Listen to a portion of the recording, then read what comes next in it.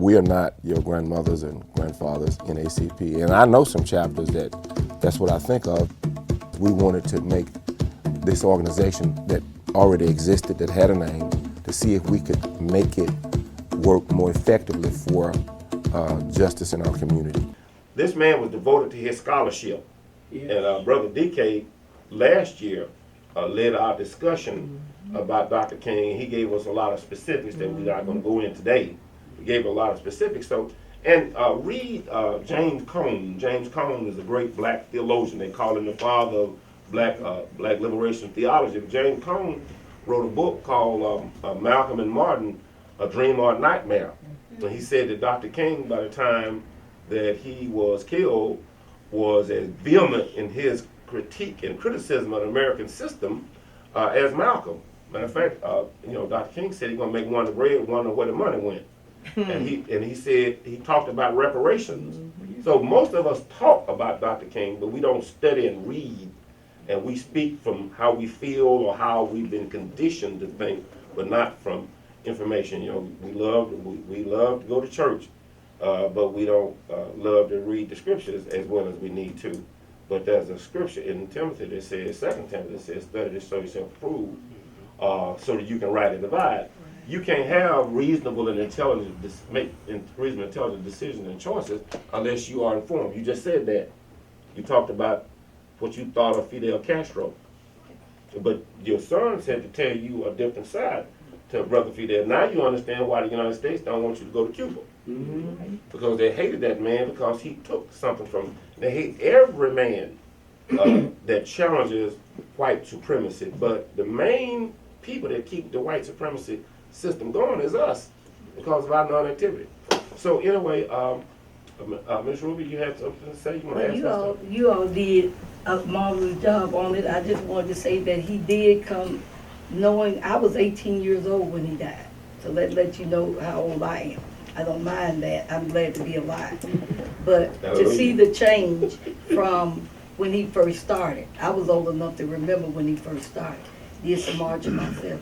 To what he had become, you would see the evolution, and you could see because he had a dream, but he had to wake up from that dream from 63 till they killed him in 68.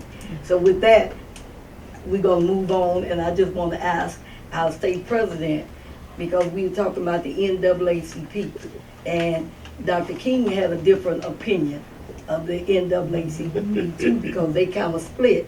So what does NAACP stand for now, today? Well, the NAACP today stands for what it's always stood for in terms of working for the socioeconomic betterment of African Americans and all minorities, trying to uplift people to fulfill the American dream, to be able to live freely, to be able to use their money to try to help uplift themselves. So economics becomes a part of it, trying to get African Americans and other minorities on an equal playing field as everybody else. So it still stands for the same thing that it's always stood for, voter empowerment, trying to get people to realize the power of the vote, the strength that they have in their vote. And in many ways it comes back to, and not get too much off topic, it comes back to the same issues we've talked about. If we don't educate ourselves and become engaged with the NAACP or with other organizations that are trying to help benefit you rather than keep tearing them down. And we've talked about some situations occurring here in this area and across the state.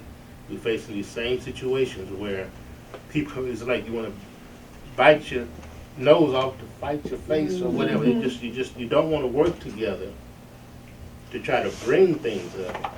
But there's a constant fight of some who are going to try to drag us down. Some toxic environment. Very toxic environment.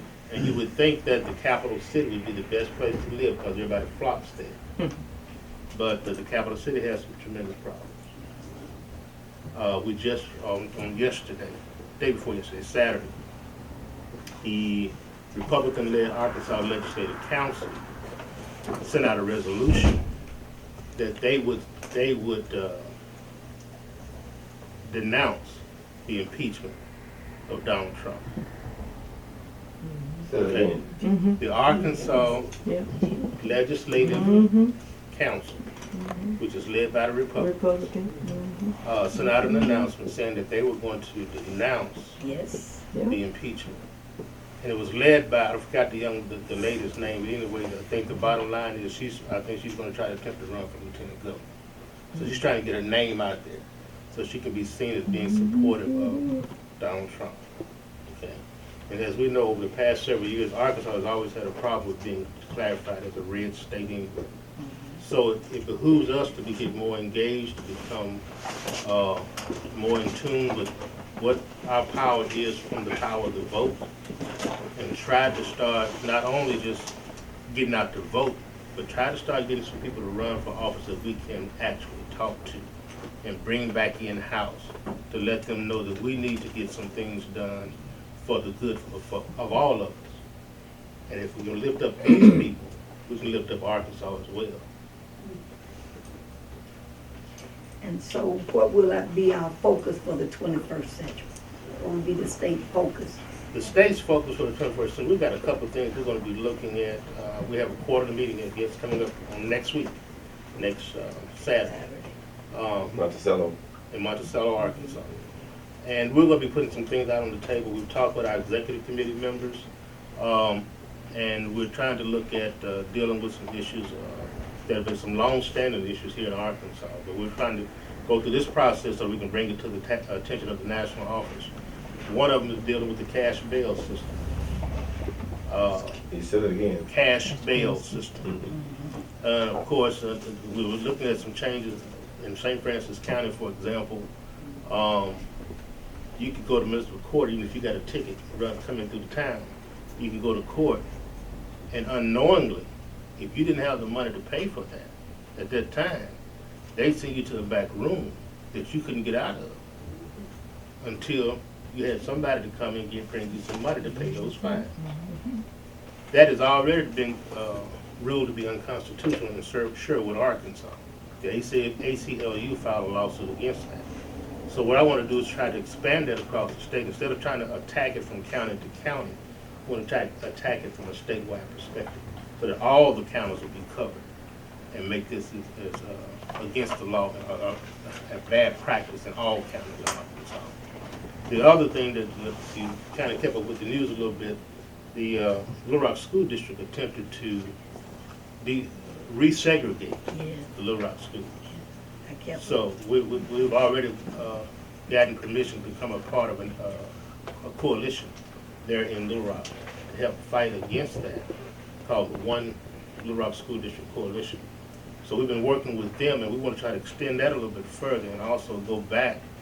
We know that Lakeview was based on equity. Right. But we're trying to see if there's some parts of Lakeview that we can tap into. Lakeview, y'all familiar with Lakeview, Arkansas? Down near Helena. Phillip County. St. Philip County, okay. So we're trying to tap into see if there's some parts of Lakeview or something that we can do to kind of look at the model that the state is using in terms of identifying those schools that are academically distressed. That model and their relationship with the Walton Foundation, I think is corrupt. And it has corrupted our whole State Department of Education. So that's something that we need to kind of look at, and we're trying to look at and try to see what steps we can go through to try to attack it. I think in Pennsylvania, we kind of made some contact with the state conference president in Pennsylvania, and they're beginning a move like that to sue their legislature. And so we're looking at some things like that because we feel like the Department of Ed has gotten somewhat out of whack, especially once the Republicans became in control. They changed the whole narrative of what it takes to be the commissioner of the Department of Education.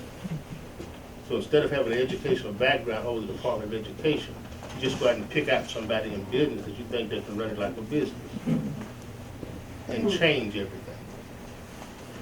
But as the president has said, as we've been talking about all night, if we choose to sit at home and don't do anything and don't get engaged, these type of things will continue to go on.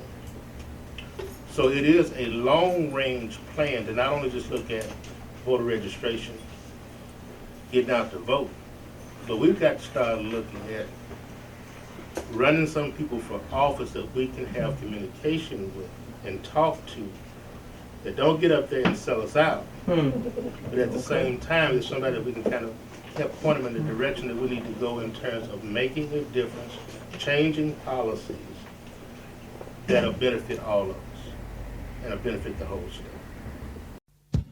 We are not your grandmothers and grandfathers in NAACP, and I know some chapters that's what I think of.